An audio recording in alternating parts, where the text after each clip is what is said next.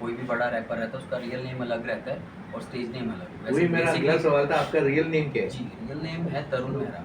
तरुण मेहरा। तो शतरंज क्यों सोचा आपने? शतरंज बिकॉज मैं चाहता था कि मेरा जो नाम है जो मेरी पर्सनैलिटी को आइडेंटिफाई करे। तो लाइक जैसे काफ़ी मैंने बीच में नाम सोचे कि मैं क्या कर सकता हूँ, तो मतलब इस नाम को सोचने के लिए मुझे 4 साल लग गए। तो शतरंज का मतलब होता है chess, chess means king of games. तो ये जो पूरी गेम है, जो रैप गेम है, तो मैं मानता हूँ कि मैं मतलब ऐसे नहीं बोल सकता कि किंग हूँ, मीन्स कि मैं मतलब काफ़ी अच्छा कर सकता हूँ उसमें।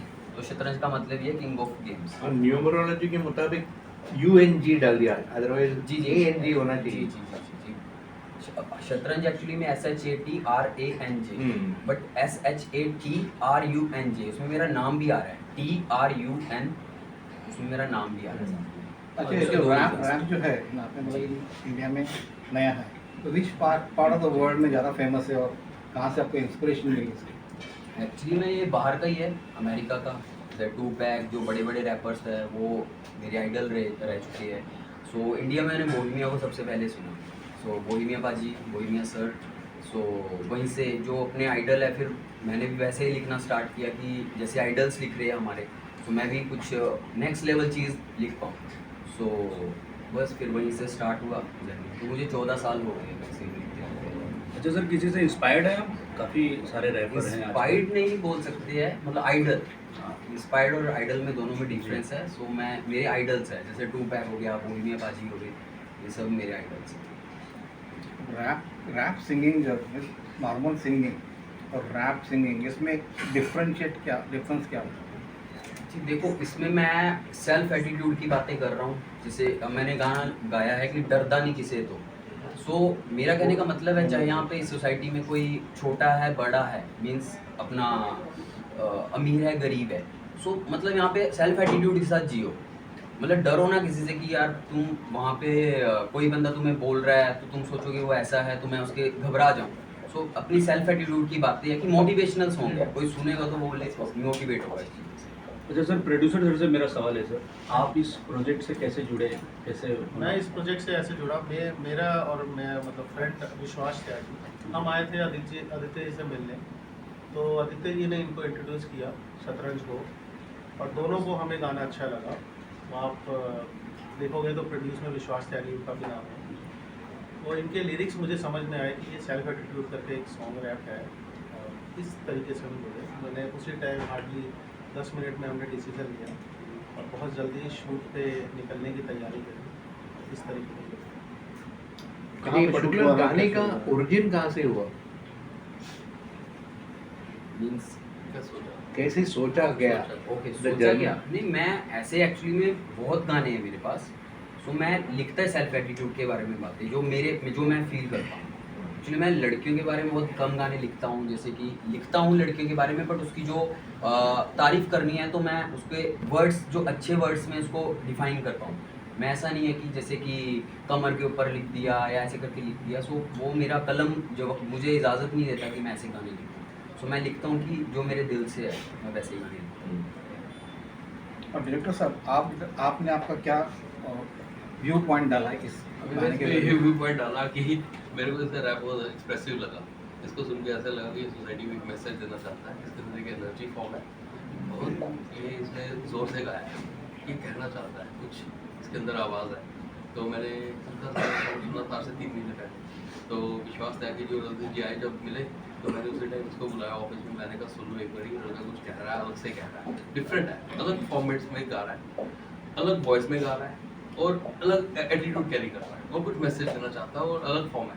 तो मेरे को लगा कि ये इसे इंट्रोड्यूस करना चाहिए।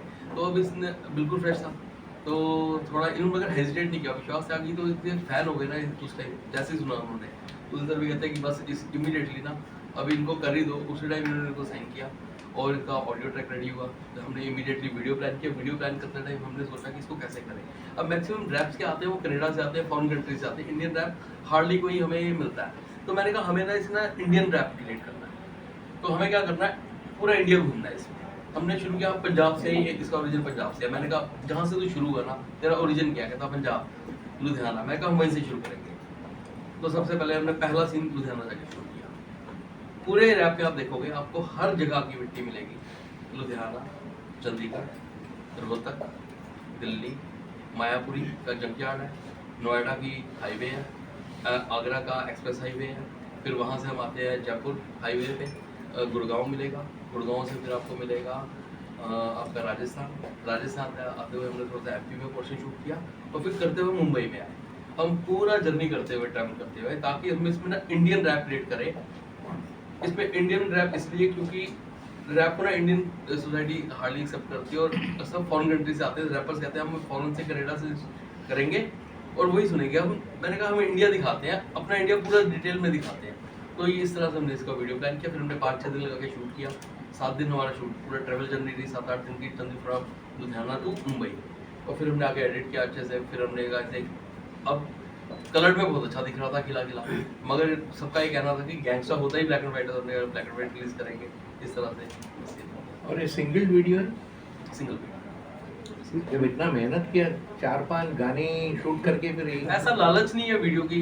हमारे पास फुटेज है इस टाइम लगभग भी हम 5 गाने इसमें से एडिट कर सकते हैं, मगर बड़े क्लैरिटी थी कि हमें ना एक जगह से 3 सेकंड ही फुटेज यूज करनी है, तो इसलिए हमने वैसे इसी तरह से रखा है इसे। और इनफिक्स म्यूजिक के झंडे तले रिलीज इनफिनिक्स म्यूजिक जिनके प्रोड्यूसर्स हैं उदित ओबरॉय एंड विश्वास त्यागी।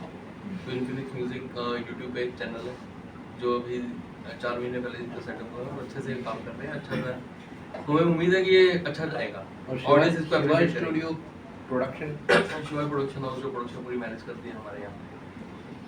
और भी कुछ प्रोजेक्ट आने वाले हैं आपके? जी अपकमिंग प्रोजेक्ट्स डेफिनेटली इन्फिनिक्स से आने वाले हैं। लोलिता सॉन्ग इनका क्रिएट किया हुआ है और नेक्स्ट है लोलिता।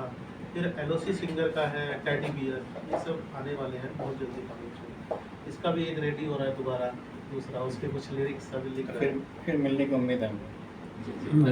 डेफिनेटली मिलने की उम्मीद है। इससे पहले हमने शिवाय ट्रांस किया था जो शिवा हमने ट्रांस। रिलीज किया था इनफिनिक्स म्यूजिक से ही, जब चैनल स्टार्ट किया था।